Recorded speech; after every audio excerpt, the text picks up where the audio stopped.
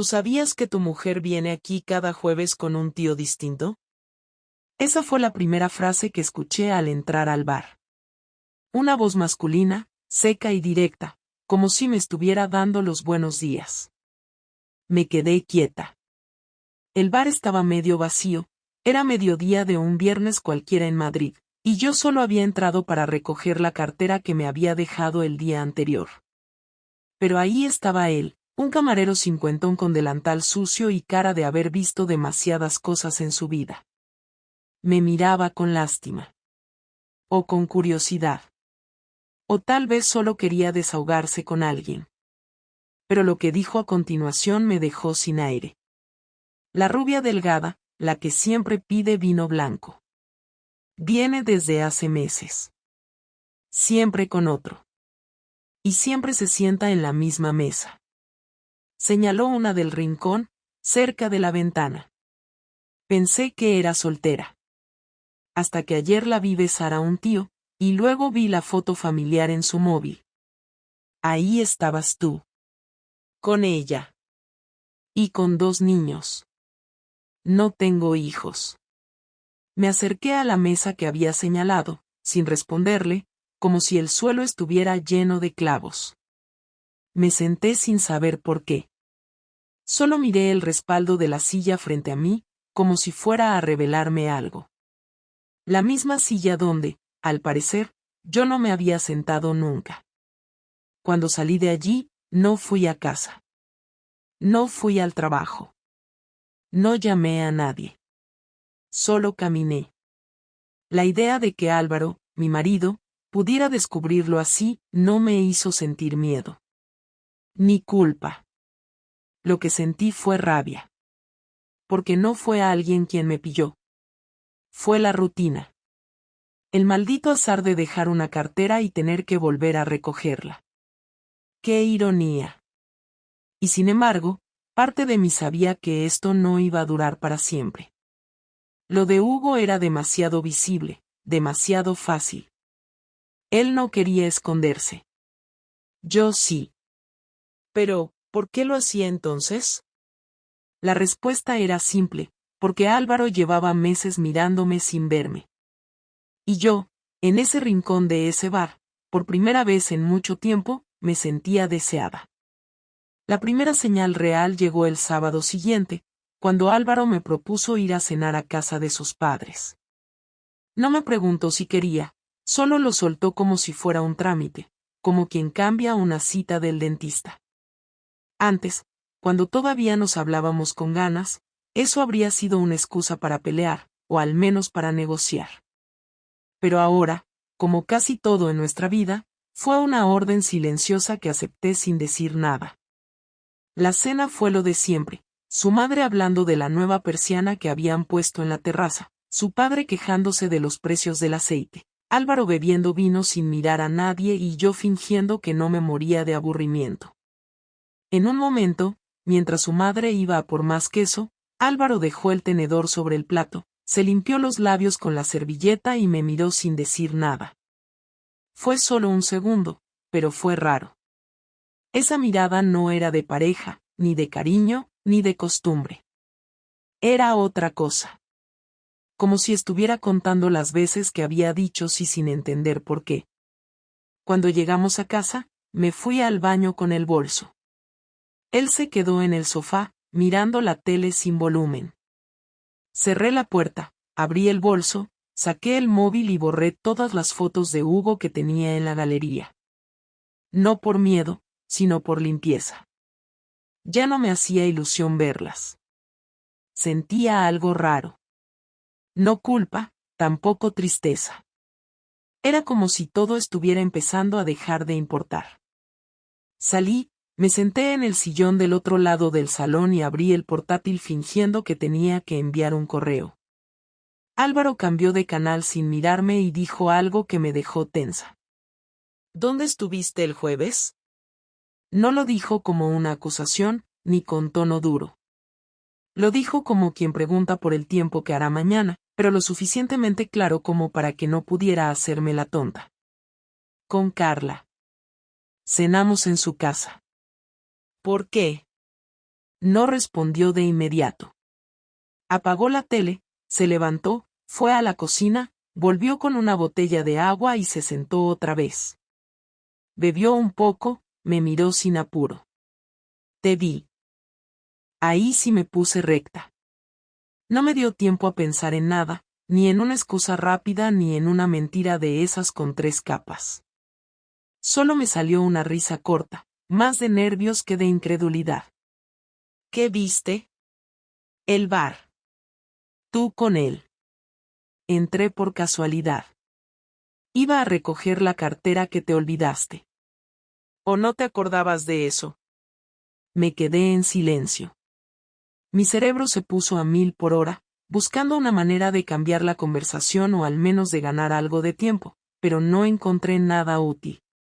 Me levanté, fui a la cocina, abrí la nevera y me serví una copa de vino. Necesitaba hacer algo con las manos. Volví al salón con la copa en la mano y me senté otra vez. Vale, lo viste. ¿Y? Nada. Solo quería ver si me lo decías tú. ¿Desde cuándo me espías? No te espié. Fue casualidad. Si no me hubiera dejado la cartera, no me enteraba de nada. Así que supongo que gracias por olvidártela. ¿Fue a propósito?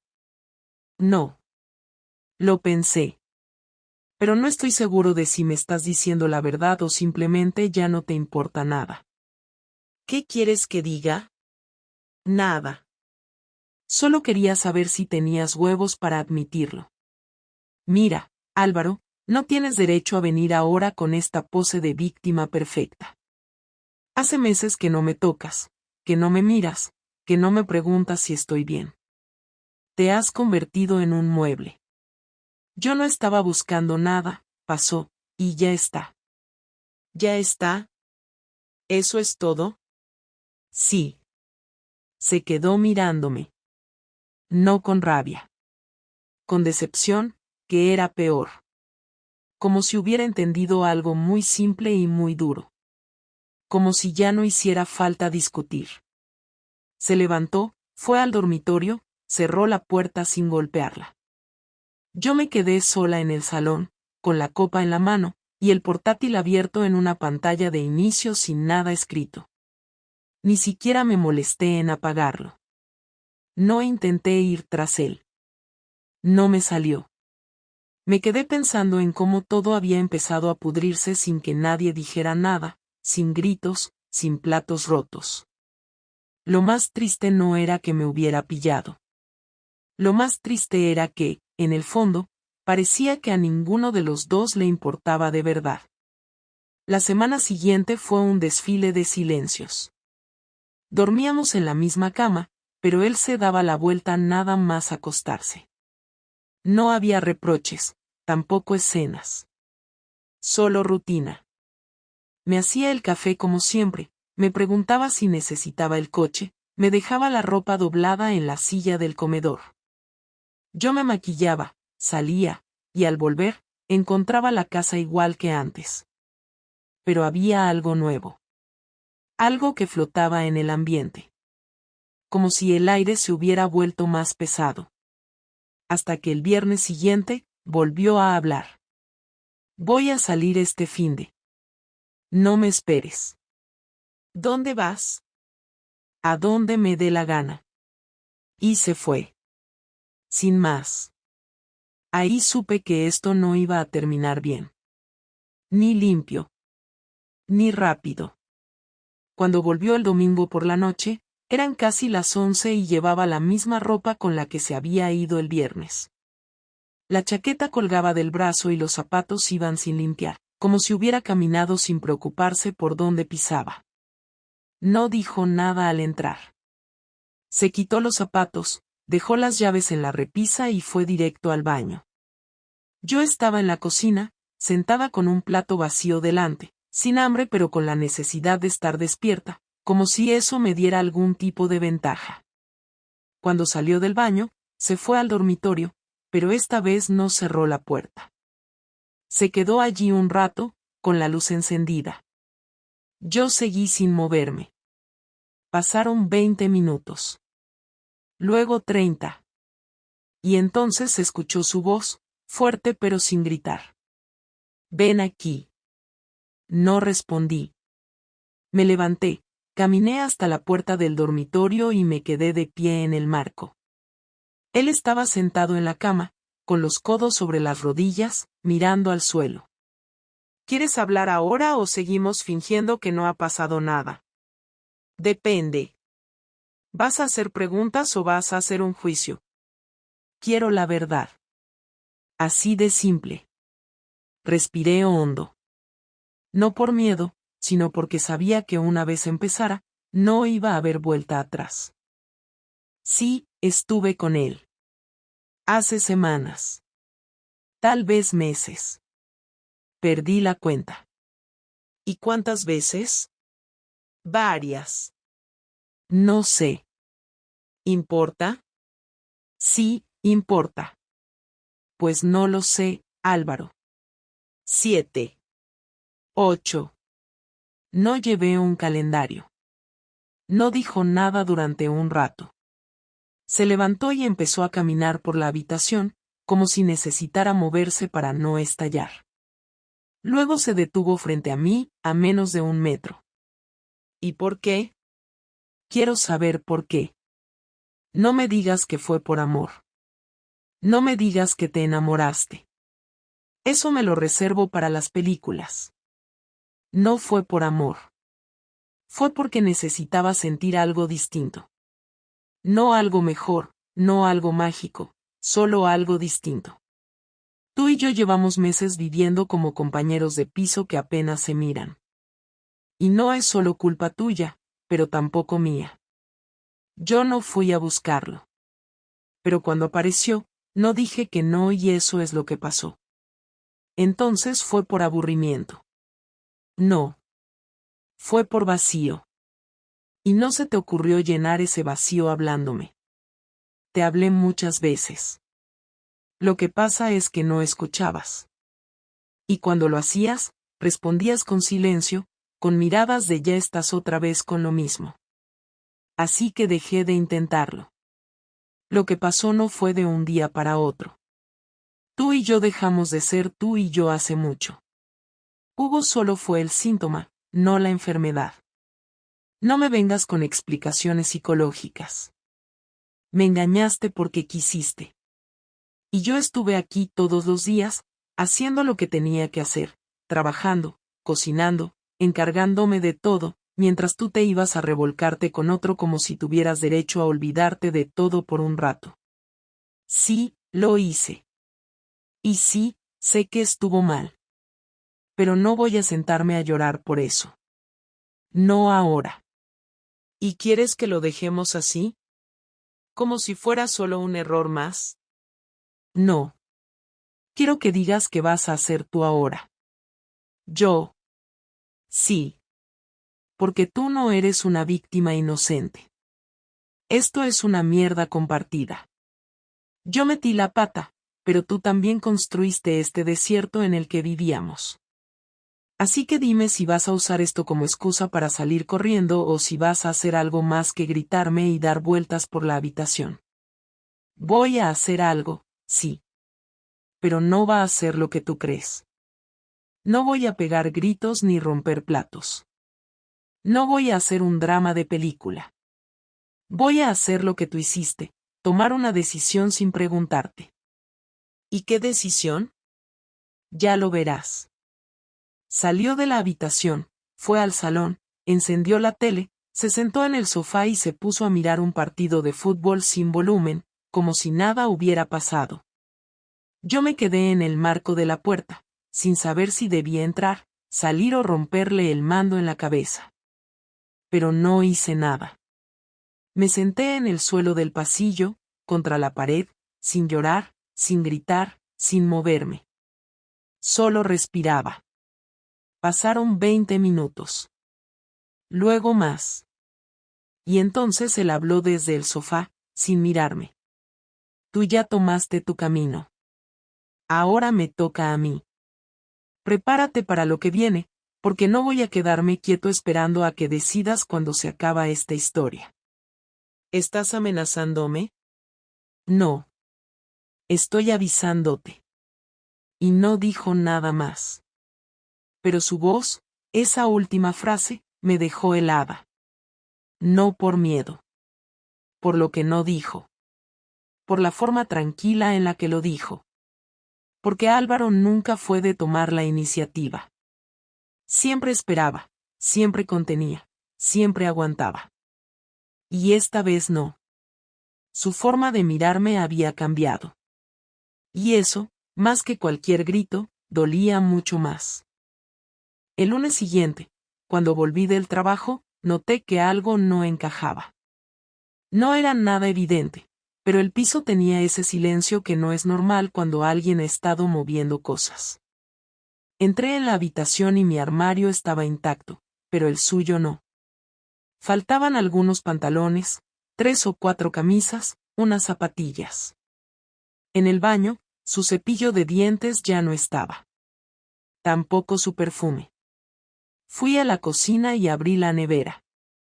La cerveza que le gustaba seguía ahí, pero la comida que solía preparar para llevar al trabajo ya no estaba.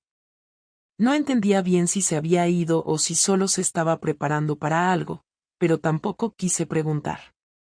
Me duché, me senté en el sofá, encendí el portátil y al revisar mis cuentas vi el primer golpe.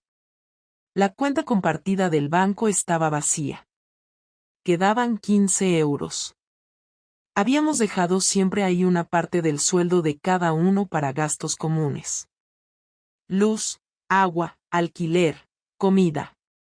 Era un acuerdo que funcionó durante años. Pero ahora ya no quedaba nada. Miré los movimientos y lo vi todo claro. 3 transferencias hechas ese mismo día, por cantidades exactas, a una cuenta que no reconocía. Mi nombre no estaba en ninguna autorización de salida. No era un descuido. Fue intencional. Fui a su escritorio, revisé los cajones. La carpeta con los contratos de servicios también había desaparecido. No quise encender la alarma todavía, porque pensé que tal vez había querido separar las cuentas como parte de esa especie de pausa que ella misma había impuesto con sus actos. Pero cuando revisé el correo, entendí que la venganza ya había empezado. Y no venía de mí. Había un mensaje de la compañía eléctrica informando de una solicitud de cambio de titularidad. Otro del casero, preguntando por qué queríamos rescindir el contrato antes de tiempo. Y uno del colegio donde daba clases como profesora sustituta, diciéndome que lamentaban la situación familiar y que entendían mi decisión de tomarme unas semanas de baja sin goce de sueldo.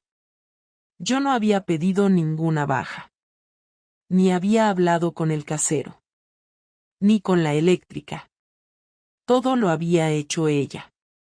Y lo peor es que lo había hecho usando mi nombre, mi correo, mis datos.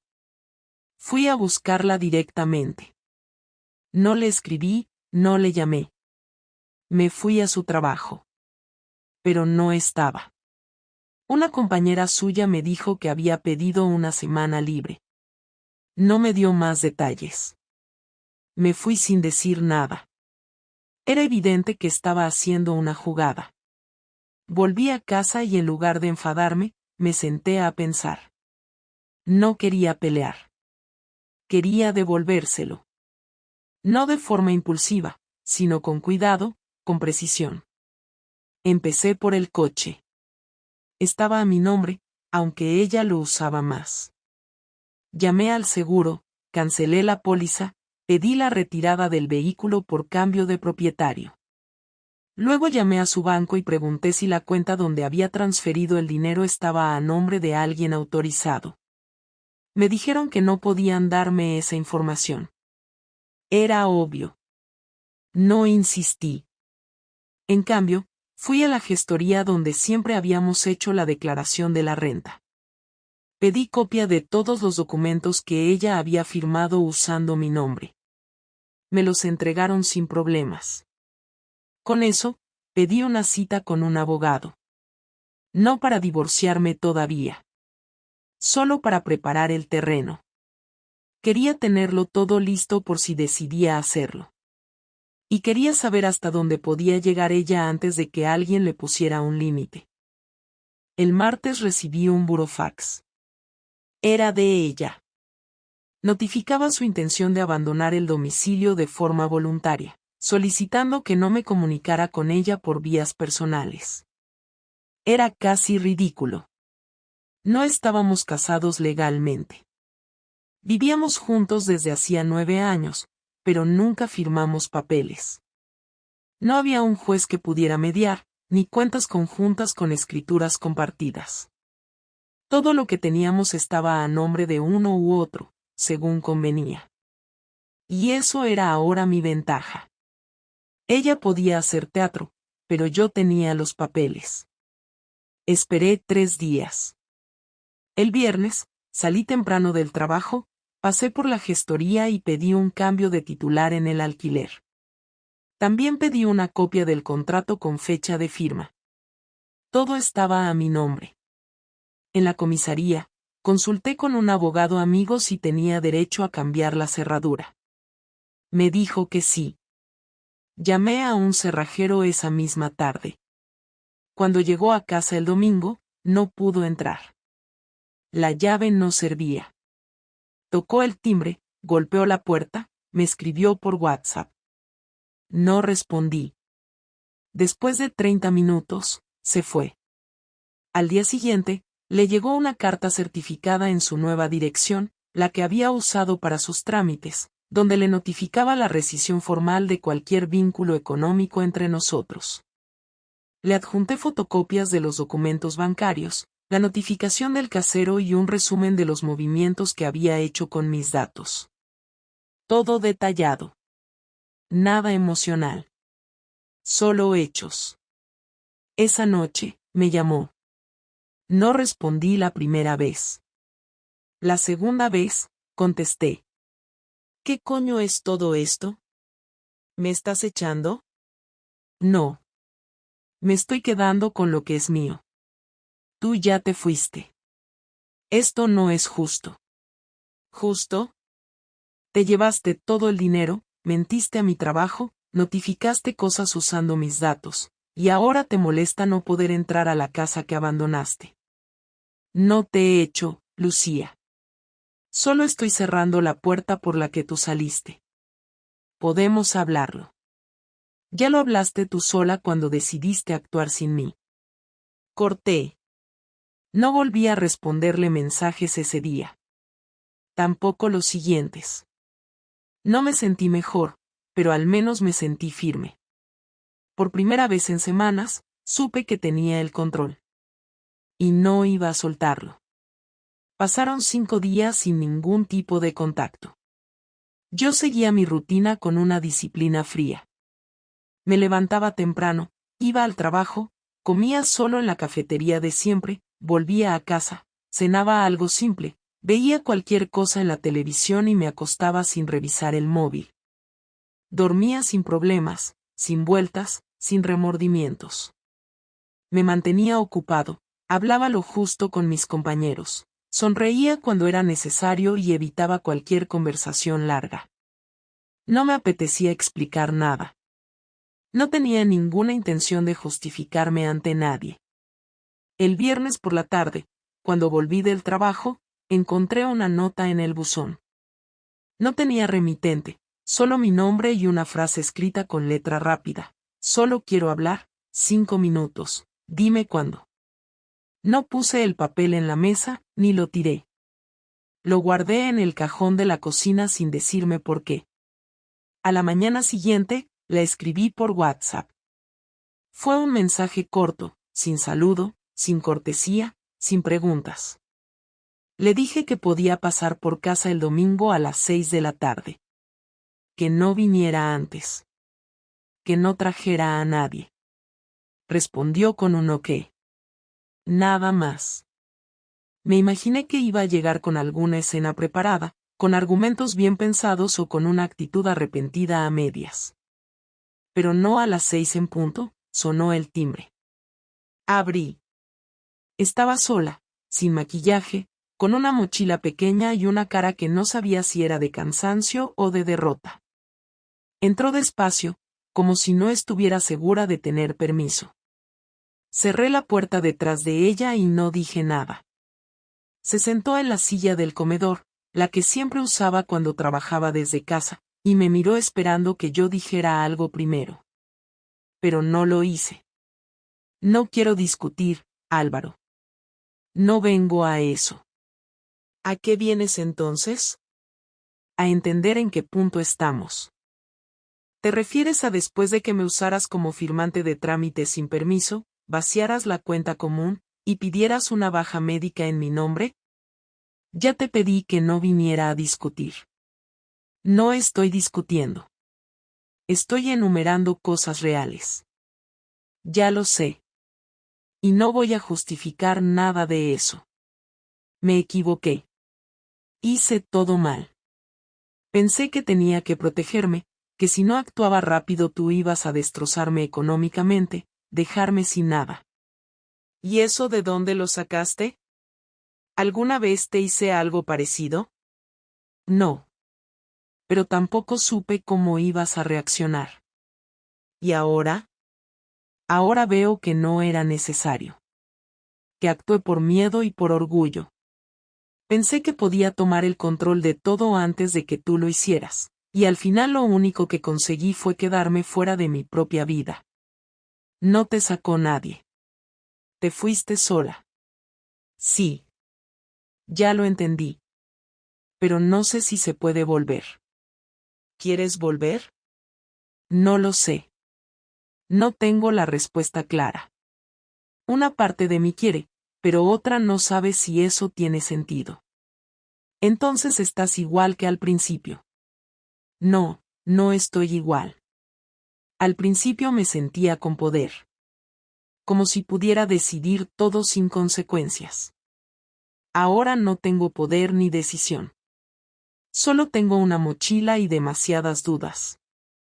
¿Qué esperas que haga? No espero que me perdones. Tampoco que me abraces. Solo quiero saber si todavía te queda algo dentro. Algo que no sea rencor. Me queda claridad. Antes dudaba, no sabía cómo tratarte, ni qué pensar. Ahora lo tengo claro. ¿Y qué es lo que tienes claro? Que no quiero vivir con alguien que me miente, me roba y me manipula para salir bien parada. Que no puedo respetar a alguien que cuando comete un error grave, su primera reacción no es pedir perdón, sino asegurarse de que no pueda defenderme. No fui racional, Álvaro. Estaba en una espiral que no supe parar. Me daba miedo que tú tomaras el control, me daba miedo quedarme sin nada, me daba miedo tener que enfrentarme a lo que hice. Sé que no tiene justificación, pero eso no significa que no me duela. ¿Y qué quieres hacer ahora con ese dolor? No lo sé. Quizás usarlo para cambiar. No por ti, no por nosotros, sino porque no me reconozco. No soy esta persona, o no quiero serlo más. Tarde para eso. Puede ser. Pero aún así necesitaba venir y decírtelo. Si tú no querías escucharme, lo iba a aceptar, pero si me dabas 5 minutos, iba a decirlo todo sin filtros. ¿Algo más que quieras decir? Sí. Que no estoy orgullosa de nada. Que te fallé como pareja y como persona. Que no espero recuperar lo que teníamos porque sé que lo destruí. Pero si algún día puedes mirar atrás y pensar que yo no era solo la mujer que te engañó y te traicionó, sino también la que alguna vez fue tu compañera de verdad, ya con eso tengo suficiente. No respondí. Solo la miré. Estaba hablando con sinceridad. No para manipular, no para conseguir nada. Lo decía porque lo necesitaba, no porque esperara un cambio en mí. Y en ese momento me di cuenta de que ya no sentía rabia. No porque la hubiera perdonado. Simplemente porque ya no tenía nada que darle. Ni odio, ni amor, ni ganas de discutir. Solo había agotamiento. Cuando terminó de hablar, se quedó en silencio. Esperó unos segundos. Al ver que yo no decía nada, se levantó, agarró la mochila, caminó hasta la puerta y la abrió sin que yo me moviera. Antes de salir, se dio la vuelta. Gracias por escucharme. Asentí con la cabeza. Cerró la puerta detrás de ella sin hacer ruido. Me quedé en la silla. No me levanté. No pensé en nada. Simplemente dejé que todo se quedara en su sitio. Una semana después de aquella conversación salí del piso donde me había estado quedando provisionalmente y alquilé una habitación en una zona que no conocía. No era un mal sitio, pero tampoco me importaba si lo era. Solo necesitaba tener una puerta con llave, una cama y una mesa donde poder abrir el portátil sin tener que pedir permiso. No tenía muchas cosas, solo la ropa básica, el portátil, algunos libros y una caja con papeles que todavía no había revisado desde que salí de casa. Me levantaba temprano, trabajaba por las mañanas dando clases de refuerzo en un centro académico privado, y por las tardes preparaba material o revisaba anuncios de alquiler. No tenía ganas de ver a nadie, no quería hablar con amigas ni con compañeros. Si alguien me escribía, respondía con frases cortas. No por orgullo, sino porque no sabía cómo explicar todo lo que había pasado sin sentir que estaba dando excusas. A nadie le gusta admitir que arruinó algo por elección propia, que en lugar de afrontar una crisis, optó por crear una más grande. Y en mi caso, eso era exactamente lo que había hecho. No fue un accidente. No fue un impulso incontrolable. Fue una serie de decisiones concretas, cada una más egoísta que la anterior, hechas con plena conciencia de que me estaba alejando de lo que tenía. Durante esas primeras semanas no pensé mucho en Álvaro. Me habría gustado decir que me dolía haberlo perdido, pero la verdad es que lo que sentía era una mezcla de vergüenza y cansancio. Sabía que había cruzado un punto sin retorno, y lo que más me pesaba no era haber perdido la relación, sino haber demostrado que en el fondo, cuando me vi contra la pared, no supe hacer nada digno. Durante años había creído que si alguna vez nuestra historia se acababa, yo saldría de ella con la cabeza alta, con argumentos, con una versión respetable de los hechos. Pero no. Lo destruí todo sin pensar en el día después. Y cuando el día después llegó, me encontré sola, sin una narrativa que justificara nada. Me costó asumir que no iba a haber redención. Ni reencuentro. Ni una segunda oportunidad. Él me había escuchado, sí, pero no me había perdonado. Tampoco me había insultado, ni se había vengado con crueldad. Solo me había respondido con una frialdad absoluta, una firmeza que yo no le conocía. Me echó de su vida de la única manera que no podía discutir, con hechos. Y eso, aunque no lo admitiera en voz alta, fue más duro que cualquier grito. Me enseñó una parte suya que yo no había querido ver nunca, porque me convenía creer que siempre tendría el control. A medida que pasaban los días, empecé a reconstruir algunos hábitos. Volví a escribir en un cuaderno, algo que no hacía desde la universidad. No con intención de publicar nada, solo para entender lo que me pasaba por dentro. Anotaba detalles del día, pensamientos sueltos, recuerdos. Algunos eran buenos. Otros no. A veces escribía sobre Hugo, pero nunca con nostalgia. Me di cuenta de que él no había sido tan importante. Fue una vía de escape. Un atajo a una versión de mí que no tenía que convivir con la frustración ni con las rutinas. Me hablaba bonito, me hacía sentir vista, me decía cosas que Álvaro había dejado de decirme, pero si soy honesta, nunca quise una vida con él. No lo veía como un futuro, sino como una distracción. Y eso es lo más ruin de todo, usé a una persona como paréntesis emocional. No por amor, no por deseo real, sino porque me venía bien en ese momento. No lo volví a contactar. No sentí que tuviera sentido. Cuando terminé el primer mes en el nuevo trabajo, me pagaron con un ingreso que apenas me alcanzaba para el alquiler y la comida. No me quejé. Era lo que había. No tenía a nadie a quien pedirle ayuda, ni lo habría hecho aunque pudiera. Todo lo que me quedaba era enfrentarme a las consecuencias de mis decisiones. Y eso implicaba aprender a vivir sin expectativas. Ya no esperaba una llamada, ni un mensaje, ni un cierre emocional. Álvaro no iba a escribirme. No iba a preguntarme cómo estaba, ni iba a ofrecerme una tregua. Y eso era justo. Porque él había respetado la relación hasta el final, incluso cuando yo ya había dejado de hacerlo.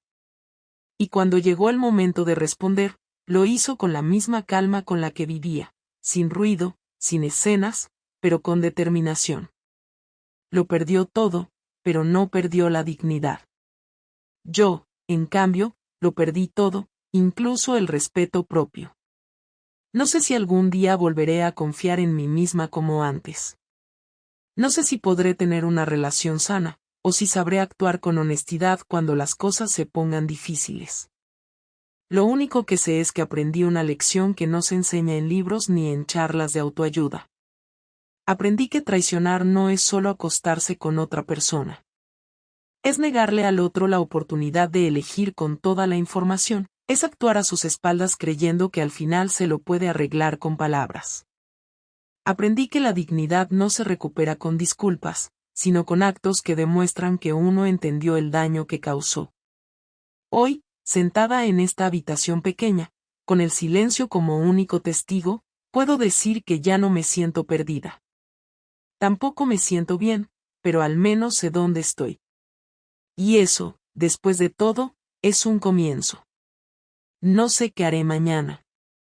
No tengo planes, ni metas claras. Pero tengo claro lo que no volveré a hacer. No volveré a destruir lo que me da estabilidad solo por miedo a enfrentar un problema. No volveré a convertirme en alguien que miente para evitar una conversación incómoda. Y sobre todo, no volveré a esperar que alguien más limpie los restos de mis decisiones. Eso se acabó. Álvaro no volvió a escribirme. Y eso está bien. Él ya hizo su parte. Lo único que puedo hacer yo ahora es vivir con las consecuencias y asegurarme de no repetir la historia. Porque cuando destruyes a alguien que te quiso, lo único que te queda es convertirte en alguien que al menos aprenda a no repetirlo.